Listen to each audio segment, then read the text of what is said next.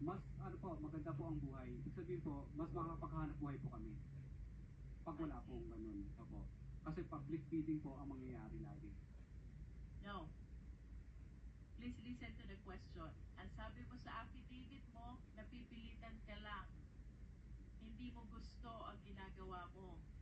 Pero kaya ka nagbibigay ay dahil hindi mo mai-implement ang project mo dahil ika-cancel nila. That is suffice to say that kung wala sila, wala kayong hanap buhay. Tama? No, Your Honor. What else would you like to mean by this statement?